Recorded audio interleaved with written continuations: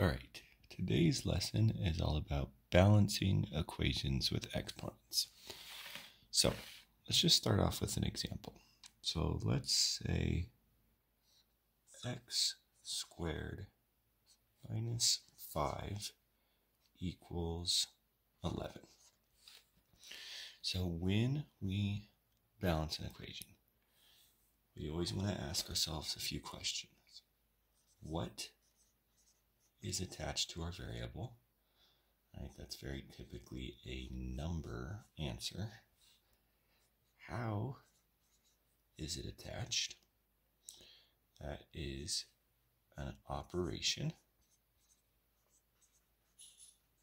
And then we remember that we have to do the opposite. And the key here is to both sides of the equation until the variable is isolated, until the variable is by itself.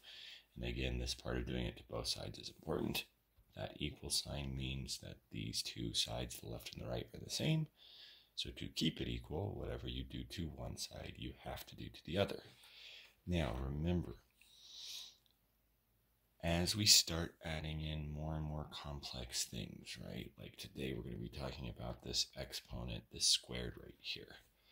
We want to start simple first.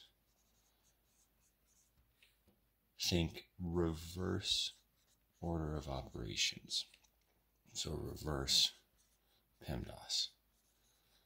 Because that is going to be the easiest way to balance an equation. So let's look at this equation. So what's attached? We've got a 5 attached and we've got a 2 attached. Okay. Next, we ask ourselves how. The 5 is attached through subtraction. The exponent 2 is attached through repeated multiplication, right? So start simple, do the opposite to both sides. So the first thing we're going to do is get rid of this 5 by adding 5 to both sides. So next step, we have x squared equals 11 plus 5 is 16. Now you may feel comfortable just giving me the answer right away. However, we're going to take the square root of both sides, because the opposite of squaring a number, right? So the 2 is attached through an exponent. So the opposite of an exponent is finding its root. So the square root of x squared is just x. And then the square root of 16. Remember, this symbol right here means the principal square root, the main square root, which is always the positive square root. So the square root of 16 is 4. So x equals 4. Now, technically, there are two solutions to this problem. X could equal 4, but it also could equal -4. So there are technically two solutions to this answer. Okay, so then we can check that. We can always plug it back in. So 4 squared is 16. 16 minus 5 is 11. That checks out. So that is a correct solution. And then we can plug in this -4. The negative times the negative is a positive. So -4 times -4 is also 16. And then 16 minus 5 is 11. So remember these steps. What's attached? How is it attached? Do the opposite to both sides, and always start with the simpler operation first. All right, let's look at this example. So we've got a little bit more complex of a problem. So what is attached? We've got this 6 attached, we've got this 6 attached, and we've got this 2 attached. So this 6 is attached through addition, this 6 is attached through multiplication, and this 2 is attached as an exponent. So to balance this equation, start simple first. So first thing we're going to do is subtract 6 from both sides. So the +6 and the -6 cancel out. 42 minus 6 gives us 36. So we now have 6y squared equals 36. All right, next simplest thing to do is to get rid of this 6. It's attached through multiplication, so we're going to divide. So 6y divided by 6, those 6's cancel out, and we're just left with y squared. And then 36 divided by 6 is 6, so we're left with y squared equals 6. Now, the 2 is attached as an exponent, so we need to find the square root of that. So we're going to take the square root of y squared. So the square root of y squared is just going to be y. And then the square root of 6 is going to actually have 2 solutions here, right? So you've got to be careful with how you write this next one, right? You can just write it out with words. So it's going to be the square root of 6, which is technically the positive square root of 6 and the negative square root of 6. Right, because the square root of any positive number actually has 2 square roots. Now be careful. Notice I've got the negative outside. This reads as the negative square root of 6. If I had this instead, that's the square root of negative 6. And as we discussed previously, that's actually an irrational number. So if you're writing it out, right, the negative's got to go outside the square root symbol, because this reads as the negative square root of 6. This reads as the square root of negative 6. Those are 2 different expressions. But for this problem, we've got 2 solutions. The positive square root of 6 and the negative square root of 6. And if we plug that back in, the square root of 6 squared. The square root and the square are opposites. So just like multiplying and dividing are opposites, right? These are opposites. So these actually cancel out. So the square root of any number squared is just the number inside the box. So the square root of 6 squared is 6. 6 times 6 is 36, plus 6 is 42.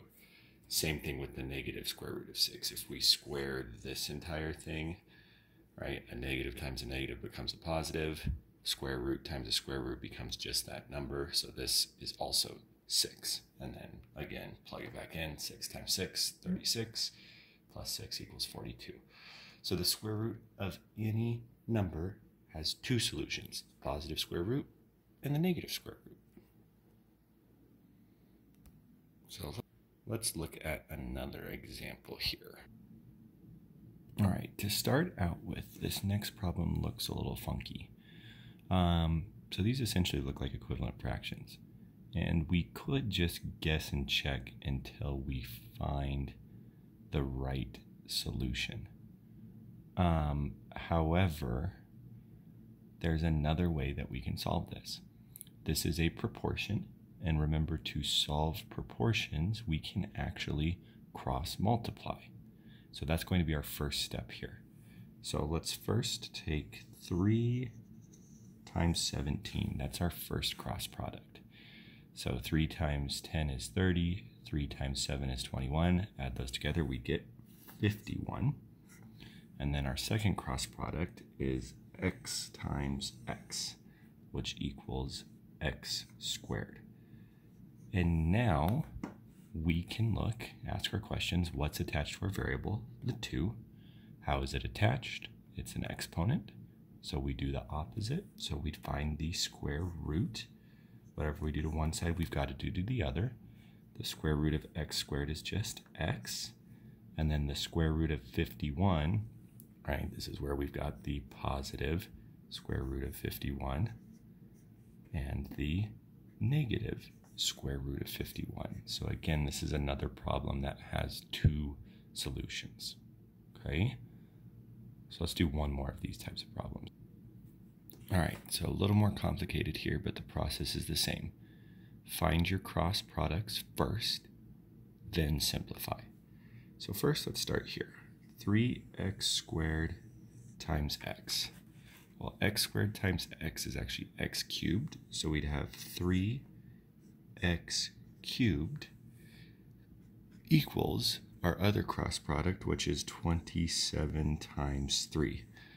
So 20 times 3 is 60. 7 times 3 is 21. 60 plus 21 is 81. So now we balance our equation. We've got 3's attached here. So this 3 is attached through multiplication. This 3 is attached as an exponent. So start simple.